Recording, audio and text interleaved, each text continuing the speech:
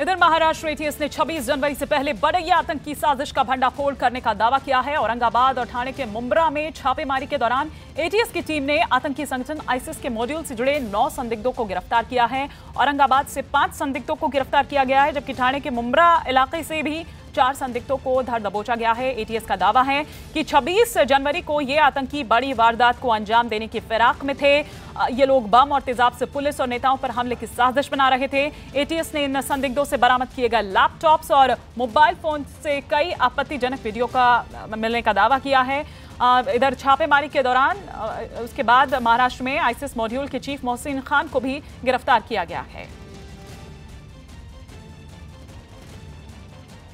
आशीष इस वक्त हमारे साथ यहाँ पर जुड़ चुके हैं। आशीष, और किस तरह की जानकारियां इस पूछताछ के दौरान हाथ लगी हैं? जी, खुफिया विभाग के मुताबिक जो है इस पूरे औरंगाबाद आईएसआईएस के मॉड्यूल का जो मुख्य सरगना था वो था मोहसिन खान, जो कि जुलाई 2018 से ही सीरिया के एक ऑपरेटिव से लगातार संपर्क में था। उससे उसे फंड भी दिए गए थे। भारत भर में उसे जो है जिम्मेदारी दी गई थी कि नौजवानों की तलाश करे, उन्हें रेडिकलाइज करे, और 26 जनवरी से पहले जो है एक बड़े टेरर ऑपरेशन की तैयारी थी, जिसके मद्देनजर जो है खुफिया विभाग ने ये जानकारी एटीएस के साथ साझा की, जिसके बिना पर ये पूरे मॉड्यूल को बर्स्ट आउट किया गया है। लोन वुल्फ अटैक करने की भी तैयारी थी, और अटैक करने के बाद सीधे गल्फ कंट्रीज में इनके फरार होने की भी कई जानकारी जो है वो साफ तौर पर मिली हुई थी।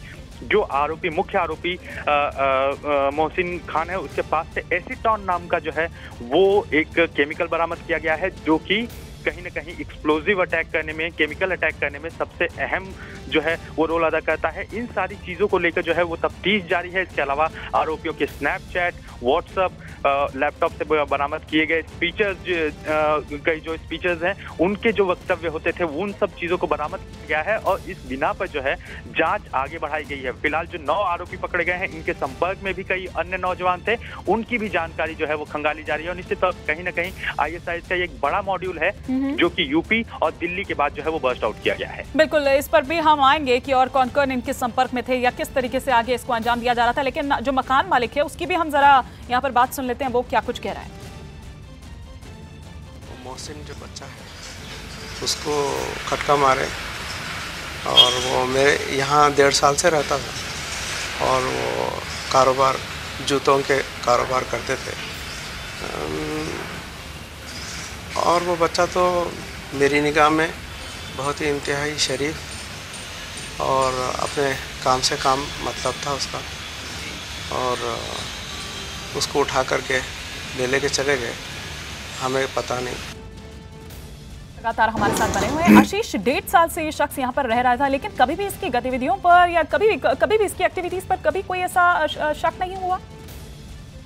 बिल्कुल, निश्चित तौर पर पूरा जो मॉड्यूल था वो बहुत ही सीक्रेट तरीके से ऑपरेट किया जा रहा था। रमजान के महीने में जो वक्त होता है जिसमें चर्चा की जाती है इस्लाम को लेकर, उस चर्चा के दौरान इसका काम था कि उन नौजवानों को आइडेंटिफाई करना जो पूरी तरह से कट्टरपंथी हों। ऐसे नौजवानों को ब्रेन वॉश करना, उन्हें रेडिकलाइज करना, उन्हें धर्म के नाम पे भड़काने जैसे काम किए जाते थे। और जब ये पूरी तरह से रेडिकलाइज हो जाते थे तब इन्हें जो है वो मेन ऑपरेशंस में शामिल किया जाता था। निश्चित तौर पर कहीं ना कहीं इसी तरह का जो मॉड्यूल था वो ऑपरेट हो रहा था, जिसमें किसी के ऊपर भी शक की गुंजाइश नहीं बचती थी। और यही वजह थी कि कहीं ना कहीं जो लोग थे, आसपास के लोग थे, उन्हें भी इसकी कोई भी भनक नहीं लगी। जी, शुक्रिया आशीष। मुंबई के विरार में एक पॉश सोसाइटी में सेप्टिक टैंक से इंसान के शरीर के छोटे छोटे टुकड़े मिलने से सनसनी फैल गई। घटना का पता तब चला जब लोगों के घरों के बाथरूम में नालियां बंद होने लगी। इसके बाद सेप्टिक टैंक की सफाई के लिए जब कर्मचारी इसमें उतरे तो इंसान के शरीर के छोटे छोटे टुकड़े मिले। पुलिस को शक है कि हत्या के बाद शव के टुकड़े करके इस सेप्टिक टैंक में इसे डाल दिया गया। शव के टुकड़े इतने छोटे हैं कि ये भी नहीं पहचान हो पा रही है कि ये शव आदमी का है या फिर किसी महिला का। फिलहाल पुलिस मामले की जांच कर रही है।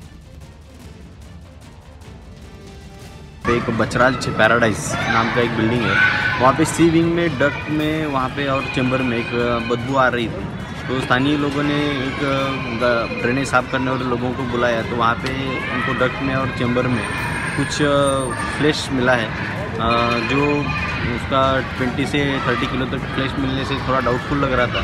तो पुलिस ने आके मौके पे तफ्तीश किया है, चेक किया, तो आरनाड़ा पुलिस स्टेशन के उस बेसिस पे 302 का मामला दर्ज किया है। आगे की इन्वेस्टिगेशन चालू है। इधर जम्मू कश्मीर के राजौरी में डेरा की गली इलाकों में बर्फबारी से लोगों की परेशानी बढ़ गई है। आलम यह है कि भारी बर्फबारी की वजह से सड़कें बर्फ की चादर से ढक गई हैं, जिसकी वजह से सड़कों पर आना जाना पूरी तरह से ठप हो चुका है। सड़कों पर जमी बर्फ को हटाने के लिए क्रेन की मदद ली जा रही है। तो तस्वीरें आप यहां पर देख सकते हैं किस तरह का यहां नज़ारा है। जम्मू कश्मीर का राजौरी, यहां डेरा की गली इलाकों में बर्फबारी से लोगों की परेशानी बढ़ गई है। जाहिर सी बात है कि जो स्थानीय भी वहां पर हैं, लोकल्स जो हैं, आलम यह है कि भारी बर्फबारी की वजह से सड़कें पूरी तरह से बर्फ की चादर से ढक गई है। आना जाना भी एकदम ठप हो चुका है। सड़कों पर जमी बर्फ को हटाने के लिए अब क्रेन की मदद ली जा रही है और रास्ते को साफ किया जा रहा है।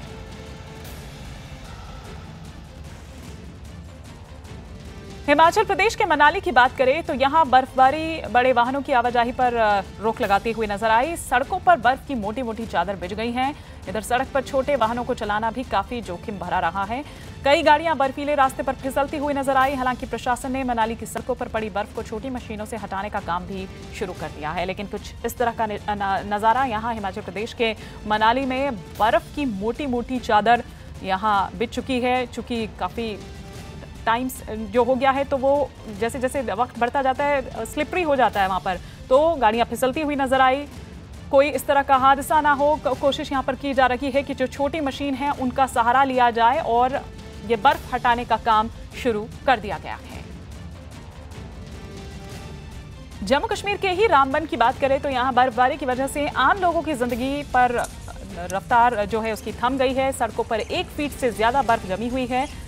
कई गाड़ियां बर्फ में फंस गई है, जिसकी वजह से आवाजाही पूरी तरह से ठप हो गई है।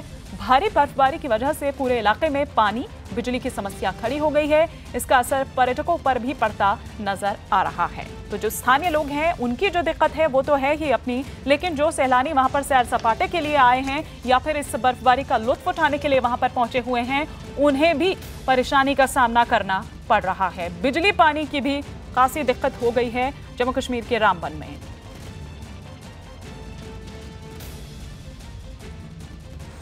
जम्मू कश्मीर में जवाहर टनल से बर्फ हटाने का काम शुरू हो चुका है। तस्वीरें आप यहां पर देख पा रहे हैं। कल भारी बर्फबारी की वजह से जवाहर टनल पर यातायात बंद हो गया था। इसकी वजह से रामबन के पास दोनों तरफ से यातायात पर असर पड़ा। इसके बाद अब बर्फ हटाने का काम जो शुरू हुआ है उसकी तस्वीरें हम आपको दिखा रहे हैं। पुलिस के मुताबिक अभी जवाहर टनल खुलने में वक्त लग सकता है। तो चूंकि भारी बर्फबारी हुई थी कल, उसके बाद यातायात पर खासा असर पड़ा था, ठप हो चुका था आना जाना यहाँ से। लेकिन अब मशीन की मदद से बर्फ हटाई यहाँ पर जा रही है। लेकिन जहाँ तक बात करें पुलिस की, तो पुलिस के मुताबिक अभी जवाहर टनल खुलने में वक्त लग सकता है। शिमला की तस्वीर देखिए। यहाँ भारी बर्फबारी के बाद लोगों की परेशानी बढ़ गई है। पेड़ पौधों से लेकर सड़क और घरों तक सब जगह बर्फ ही बर्फ नजर आ रही है। बर्फ की चादर से ढके ये नज़ारा आप देख सकते हैं, जिसकी वजह से सड़कों पर गाड़ियां फिसलती हुई दिखाई दी। मौसम विभाग ने इस इलाके में और भी बर्फबारी होने की संभावना जताई है। यूं टेलीविजन स्क्रीन पर देखने में हमें आपको शायद ये अच्छा लग सकता है, सैर सपाटे का एक मौका लग सकता है, लेकिन जो लोग वहाँ पर हैं, 2-4 हो रहे हैं इससे, उनके लिए काफ़ी ज़्यादा परेशानी का ये वक्त है। और साथ ही साथ सैलानी भी जो वहाँ पर पहुँच रहे हैं उन्हें भी दिक्कतें हो रही हैं। तो बर्फबारी से लोग परेशान हैं।